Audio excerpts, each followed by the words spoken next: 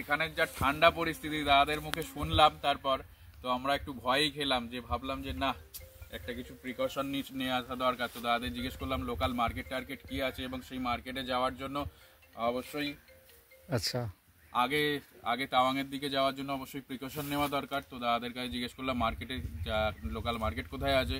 তো দাদা বললো এখানে রাঙ্গাপাড়া আছে। তো রাঙ্গাপাড়া যেতে গেলে একদিন স্টেইং করতে হবে।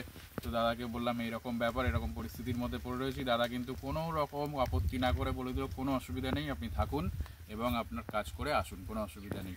তো অসংখ্য ধন্যবাদ শানুদাকে। শানুদা তো মানে হেল্পফুল আর দীর্ঘদিন ট্যুরিজমের সাথে যুক্ত আছে, প্রায় 25 বছর। হ্যাঁ 12 ইয়ার্স ট্যুরিজমের সাথে জড়িয়ে আছে। সো আপনাদেরকে অনেক ধন্যবাদ। নামেরিতে আবার ঘোরার সময় আসবেন বা কিছু নামেরিকে প্রমোট করবেন। হ্যাঁ জঙ্গল পার্ক এবং শানুদাকে অসংখ্য ধন্যবাদ আমাদের এত সুন্দর আতিথেয়তা দেওয়ার জন্য।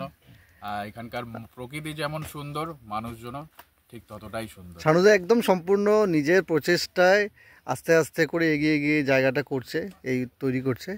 হ্যাঁ কোনো বিরাট মানে ফান্ডিং থাকা লোক নয়, কিন্তু সদিচ্ছা আছে, মনের জোরে একটা বড় প্রজেক্ট তো অবশ্যই বলতে হবে। কারণ হচ্ছে অন্য অন্য সুবিধা জায়গা যেখানে সবকিছু সুবিধা, সেখানে তো জিনিসটা অনেক সহজ হয়ে যায়।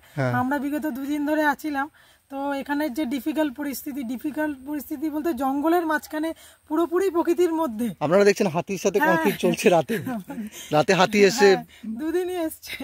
তো সেই রকম প্রকৃতির সাথে পরিস্থিতি মানুষ যদি উপভোগ করতে যায় অবশ্যই সুন্দর লাগবে।